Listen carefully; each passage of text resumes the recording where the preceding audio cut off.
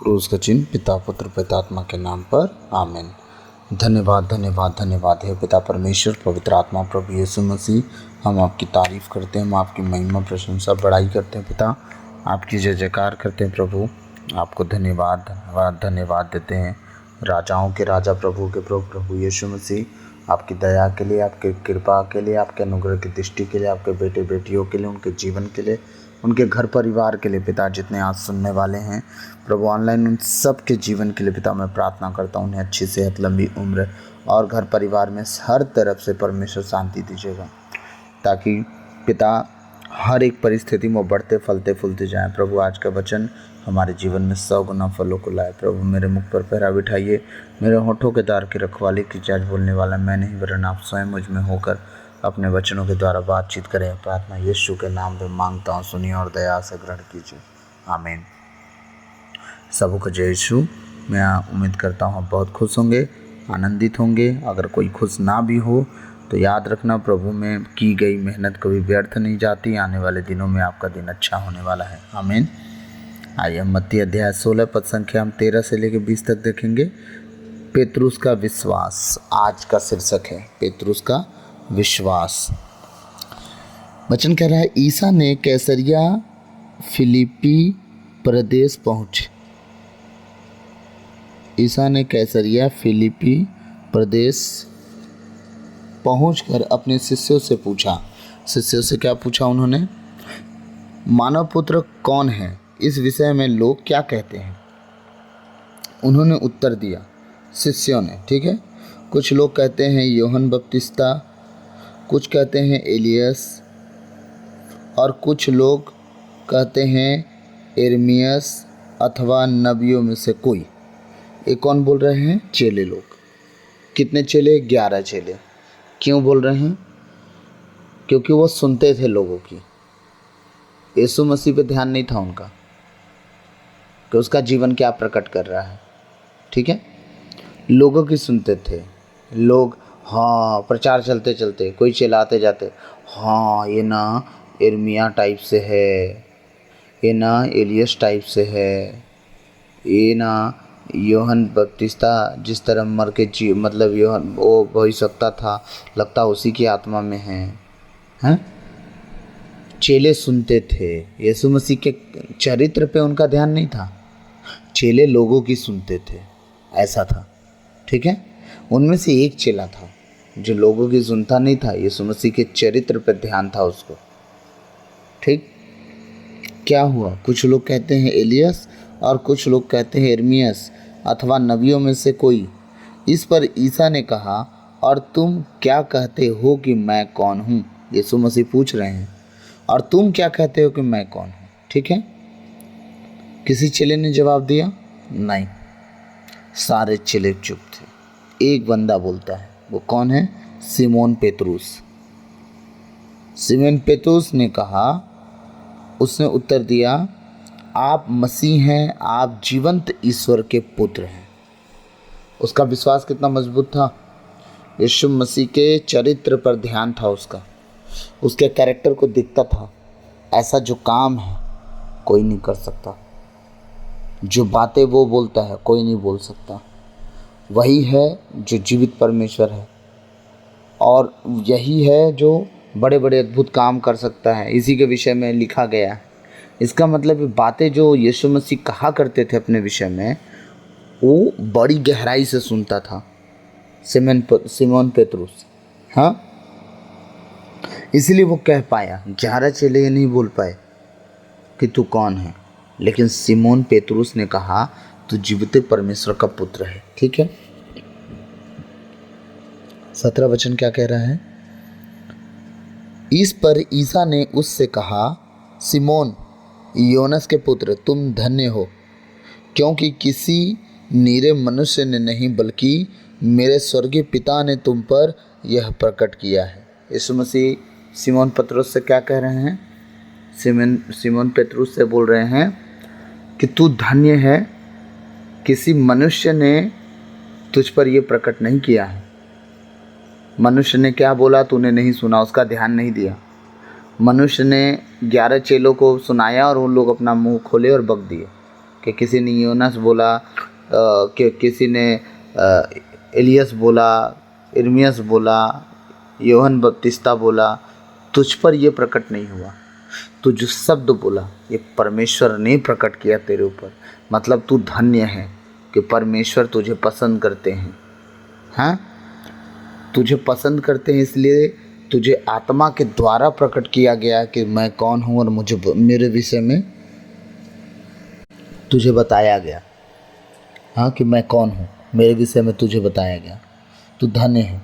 ठीक है। 18 वचन कह रहा है, मैं तुमसे कहता हूँ कि तुम पेतरुस अर्थात चट्टान हो, और इस चट्टान पर मैं अपनी कलीसिया बनाऊंगा, और अधोलोक के फाटक इसके सामने टिक नहीं पाएंगे। यीशु मसीह ने क्या वादा कर दिया?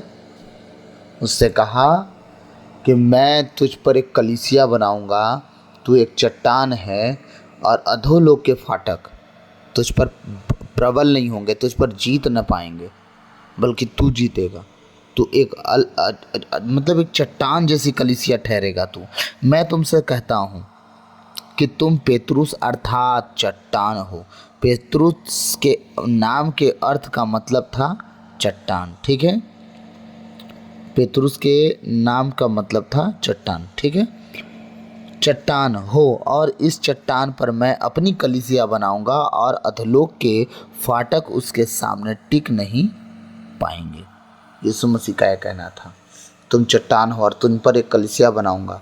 अगर बालू पे कलीसिया बनाऊंगा गिर जाएगी, लेकिन मैं तुम पर चट्टान पर कलीसिया बनाऊंगा, और अधोलोक के फाटक जो हैं इस पर टिक नहीं पाएंगे, इस पर कभी भी जय नहीं पाएंगे।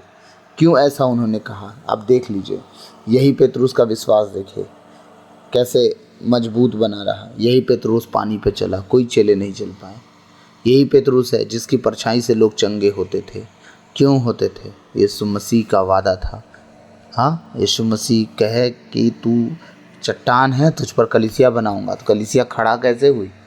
हाँ, ऐसे ही यीशु मसीह ने जो कहा वो किया। लेकिन सब चेले अलग अलग तरीके से यीशु मसीह को फॉलो किए हैं। हाँ, लेकिन ये पेतरुस जो थे वो यीशु मसीह के चरित्र को देखा और उसके अनुसार चला। तब हमारा पौलुस जो है, जिसको हम साउल कहते हैं, वो पूरे पत्र लिखा है जितना, उन सारे पत्रों को ध्यान से आप सुनिएगा, पढ़िएगा। उनमें आपको एक चीज़ मिलेगा कि वो चरित्र के ऊपर बहुत बातें किया है कि आप अपना चरित्र ठीक करो, अपना चरित्र ठीक करो, अपने चरित्र पर ध्यान दो। तुम्हारा चाल चलन, उठना बैठना प्रभु मसीह यीशु की तरह है या नहीं? अगर है तो ब्लेस हो, आगे बढ़ोगे। नहीं है तो तुम ब्लेस नहीं हो और घटते जाओगे। हालेलुया। मैं तुम्हें स्वर्ग राज की कुंजियाँ प्रदान करूँगा।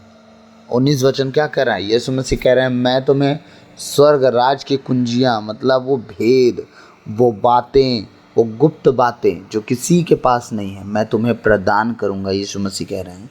और यीशु मसीह वादों का सच्चा है, वो अधूरा बात नहीं करता, वो जो कहता है वो करता भी है। भेद की बातें, बाइबल में लिखी हुई बातें स्वर्गदूत देख लेंगे, पढ़ लेंगे, सुन लेंगे, ठीक है। लेकिन भेद की बातों को सुनने के लिए कलीसियाओं में आते हैं स्वर्गदूत तक कि आज परमेश्वर के वचनों का भेद खुलने वाला है, चलो। तब परमेश्वर के दूत भी चर्च में आके भेद की बातें सुनते हैं। और जहाँ भेद की बातें नहीं सुनाई जाती, मात्र वचन पढ़ के सुना दिया जाता है, वहाँ परमेश्वर के दूत उपस्थित नहीं होते हैं। याद रखिएगा, उसे जीवित नहीं, मुर्दा कलीसिया बोली जाती है। जहाँ प्रभु यीशु के वचन को पढ़ा जाए और उसका भेद प्रकट किया जाए और उस भेद के ऊपर बात की जाए, वहाँ परमेश्वर के दूत भी इकट्ठे होते हैं, और वहाँ की कलीसिया ग्रोथ भी करती है, वहाँ कलीसिया बढ़ती भी है, वहाँ की कलीसिया उन्नति भी करती है, वहाँ की कलीसिया आगे भी बढ़ती है। वहाँ के लोग ना धोखा खाते हैं, ना गड्ढा में गिरते हैं। ये कारण है। क्यों? क्योंकि वहाँ दूत भी आके उनकी मदद करने लगते हैं। अगर किसी निर्बलता और दुर्बलता में वहाँ के अगुआ अगर मिलते हैं तो दूत मदद करते हैं उनकी। आमीन। हाँ, प्रभु का वचन कहता है मैं तुम्हें स्वर्ग राज की कुंजियाँ प्रदान करूँगा। तुम पृथ्वी पर जिसका तुम, किसी और का नाम लिया क्या? यहाँ पे ना माफ़ी चाहूँगा, लेकिन कुछ गड़बड़ है। अब वो गड़बड़ आप लोग अनुमान लगा लीजिएगा। मैं वचन सुना रहा हूँ, आज भेद आपके ऊपर प्रकट हो रहा है एक छोटे से शब्द का। आप अपना जो भी बुद्धि है आप लगा लीजिएगा। वचन क्या कह रहा है? तुम। 19 वचन बड़े ध्यान से सुनिएगा और पढ़ भी लीजिएगा, ठीक है। संत मत्ती अध्याय 16 पद संख्या 19। मैं तुम्हें स्वर्ग राज की कुंजियां प्रदान करूंगा। तुम, सारे चेलों का नाम नहीं लिया वहाँ पे, 12 चेले थे। 12 चेलों में एक चेला मात्र पेतरुस का नाम लिया। उसने कहा तुम, कहा कि नहीं कहा?